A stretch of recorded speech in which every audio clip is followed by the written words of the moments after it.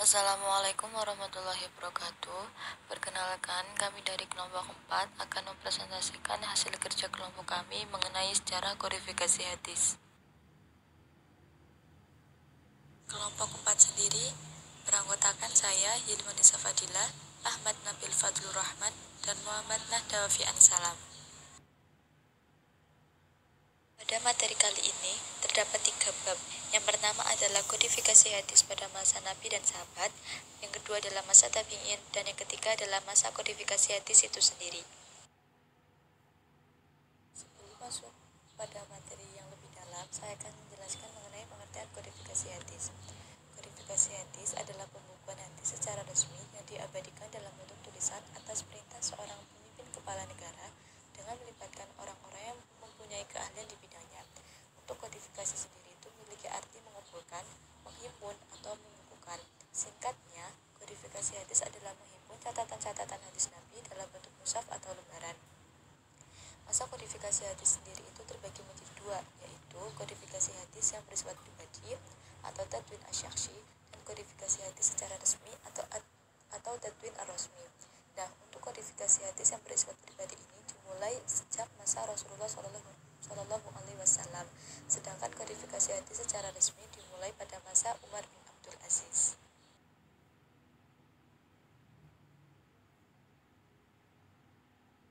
Selanjutnya yaitu bab pertama pada masa Nabi dan sahabat. Yang pertama adalah pada masa Nabi. Jadi segala perbuatan dan tutur kata Nabi Muhammad itu menjadi tumpuan perhatian bagi para sahabat. Selain itu, kabilah-kabilah yang tinggal jauh dari kota Madinah juga mengutus salah seorang anggotanya pergi mendatangi Nabi untuk mempelajari hukum-hukum agama, atau bahkan mereka sendiri yang datang dari tempat-tempat yang jauh mendatangi Nabi hanya untuk menanyakan suatu persoalan mengenai hukum syar'i. Masih pada masa Nabi, jadi para ahli hadis menyatakan bahwa penulisan hadis telah dimulai sejak Rasulullah SAW masih hidup. Banyak sekali para sahabat yang memiliki catatan dan melakukan penulisan hadis, baik untuk disimpan sebagai catatan pribadi maupun untuk memberikan pesan-pesan kepada orang lain dalam bentuk surat menyurat dengan menghubungkan hadis. Sebelum itu, Nabi juga melarang sahabatnya untuk menulis hadis. Oleh karenanya, para sahabat dalam menyampaikan hadis itu dengan cara diimlakan atau didiktekan. Bahkan, karena kekhawatirannya, Nabi juga memerintahkan untuk menghapuskan semua catatan selain dari Al-Quran. Namun di sisi lain, Nabi juga pernah memerintahkan untuk menulis hadis. Nah, dari sinilah muncul kontradiksi antara melarang dan memperbolehkan menulis hadis. Mengapa penulisan hadis sendiri itu dilarang? Karena ini merupakan kebijakan Nabi dalam upaya memelihara catatan Al-Quran agar tidak bercampur dengan catatan hadis. Dengan adanya kebijakan ini pula, periwayatan hadis pada masa Nabi hanya sebagian kecil saja yang berangsur secara mutawatir. Namun, banyak pula para sahabat yang meriwayatkan hadis, seperti yang pertama, kelompok as-sabiqun al-awwalun, yaitu Abu Bakar As-Siddiq, Umar bin Khattab, Utsman bin Affan, Ali bin Abi Thalib.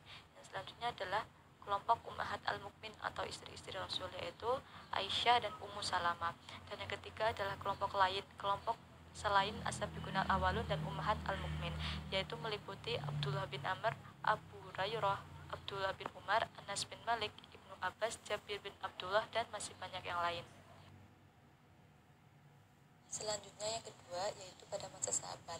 Pada masa menjelang kerasulannya, Rasulullah SAW berpesan kepada para sahabat agar berpegang teguh kepada Al-Quran dan hadis, serta mengerjakannya kepada orang lain sebagaimana dalam sabdanya berbunyi, Bismillahirrahmanirrahim, Qala ngan malikin annahu balaghu anna Rasulullah SAW taraktu fikum amroini lang tadillu ma tamassaktum bihima kitaballahi wa sunnata nabiyyi.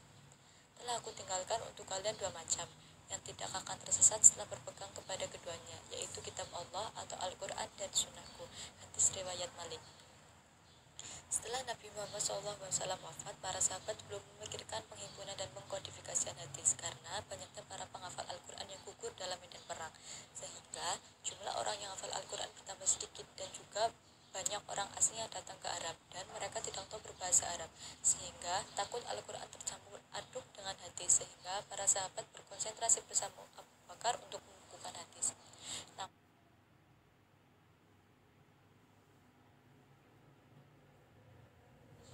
Hingga pada akhirnya beberapa sahabat mulai sangat fokus pada hadis dan menghafalkannya, mempelajari isi kandungannya, serta menuliskannya. Ada pula beberapa metode yang digunakan para sahabat dalam mempelajari hadis. Yang pertama yaitu dengan hafalan. Nantinya para sahabat mendengarkan setiap pengajaran Rasul yang diadakan di masjid. Kemudian setelah selesai, para sahabat biasanya langsung menghafalkan apa yang telah disampaikan Rasul.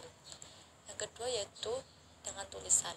Setelah para sahabat menerima hadis dari Rasul, mereka langsung menuliskannya. Namun, hal ini hanya dilakukan oleh sebagian kecil sahabat yang pandai menulis, karena pada zaman itu belum semua sahabat pandai atau bisa menulis.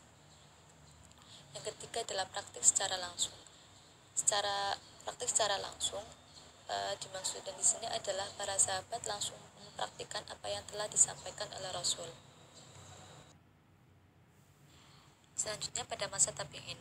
Tabi'in telah belajar kepada para sahabat sehingga ia banyak mengetahui hadis Rasulullah dari para guru-guru mereka.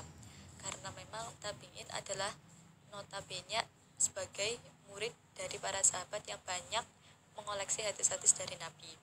Nah, di samping itu, para tabi'in juga mengetahui para sahabat tentang keengganan menulis hadis dan sahabat memperbolehkannya, sehingga karakter inilah yang diwariskan kepada para tabi'in besar. Metode yang dilakukan para tabi'in dalam mengoleksi dan mencatat hadis adalah melalui pertemuan-pertemuan atau at-talaqi, di mana para tabi'in nantinya mencatat apa yang didapat dari pertemuan dengan para sahabat. Pada abad keempat lah, para sahabat banyak yang memulai untuk mengkodifikasian hadis. Selanjutnya masih dalam materi tabi'in. Pada masa Umar bin Abdul Aziz, sebagian ulama menyebutnya sebagai periode atau fase di mana para penulis hadis sudah mulai banyak dan menyebar. Hal ini ditandai dengan banyaknya catatan-catatan atau sohaif hadis. Salah satunya Shahifah As-Sahihah yang ditulis oleh Hammam bin Al-Munabbi. Dinamakan As-Sahihah karena si pemiliknya mengambil langsung dari sahabat Abu Hurairah yang berkecimpung langsung dalam dunia hadis dan selalu bersama Rasulullah selama 40 tahun.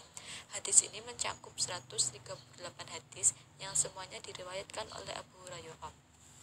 Shahifah As-Sahihah merupakan warisan dari peninggalan-peninggalan catatan hadis pertama diriwayatkan dari gurunya, yaitu Abu Hurairah.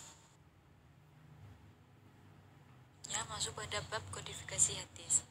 Kodifikasi hadis yang dimaksud di sini adalah penulisan, penghimpunan, dan pembukuan hadis Nabi yang dilakukan berdasarkan perintah resmi Khalifah Umar bin Abdul Aziz, Khalifah ke-8 Bani Umayyah, yang kemudian kebijakannya itu ditindaklanjuti oleh para ulama di berbagai daerah, sehingga pada masa-masa berikutnya hadis-hadis terbukukan di dalam kitab-kitab hadis.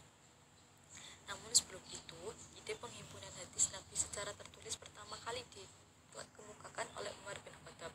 Untuk merealisasikannya, Umar bermusyawarah dengan para sahabat dan beristikharah. Para sahabat menyetujui ide itu, tetapi setelah sekian lama beristikharah, Umar sampai pada kesimpulan bahwa ia tidak akan melakukan penghimpunan dan kodifikasi hadis karena khawatir umat Islam akan berpaling dari Al-Quran.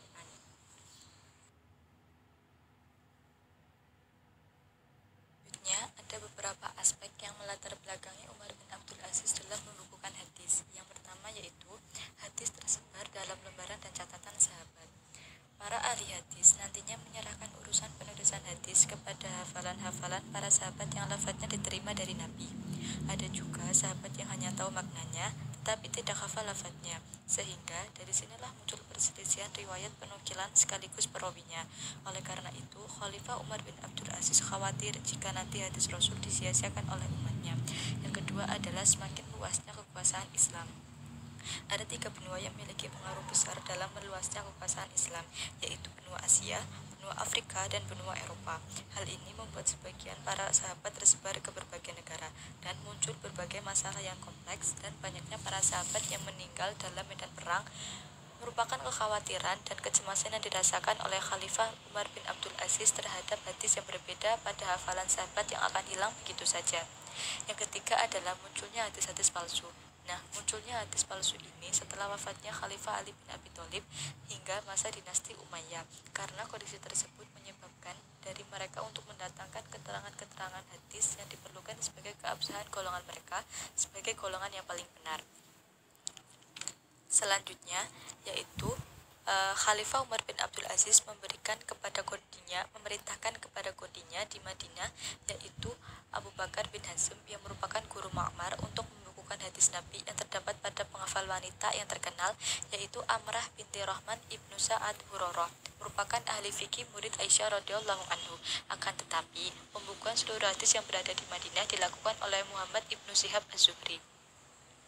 Selain itu, Ibnu Hazm merupakan penulis kitab hadis pertama, namun kitab hadis tersebut tidak seluruhnya membukukan peredaran hadis yang ada di Madinah. Oleh karena itu, pembukuan seluruh hadis yang ada di Madinah dilakukan oleh Muhammad ibnu Syihab az-Zuhri yang merupakan seorang ulama terkenal pada masanya.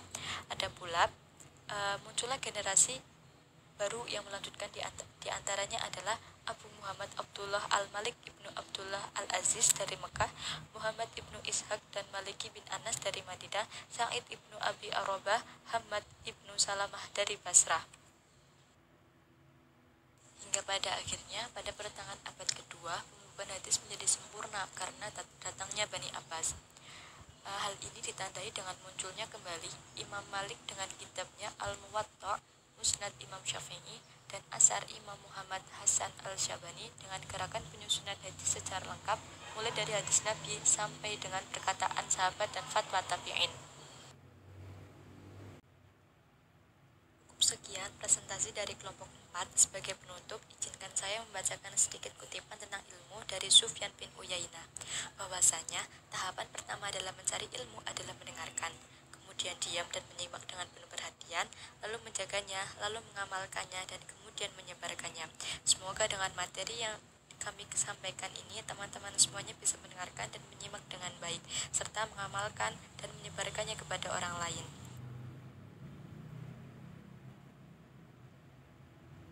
Mohon maaf jika saya selama menyampaikan materi terdapat tutur kata yang kurang jelas atau baik. Terima kasih. Wassalamualaikum warahmatullahi wabarakatuh.